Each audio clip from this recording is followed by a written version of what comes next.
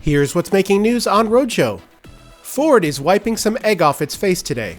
The company's popular Escape SUV has just flubbed an important crash test.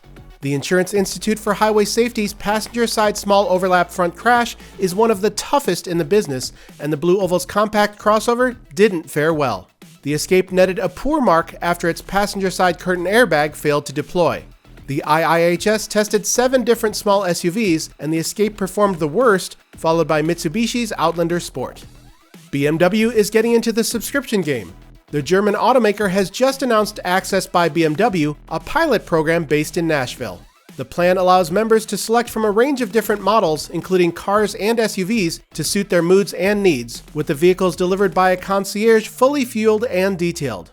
Participants can switch up vehicles as often as they like. What price luxury? Try between $2,000 and $3,700 a month. But hey, insurance and wear and tear allowances are both included. Honda's 2018 Clarity fuel cell is now at dealerships in California.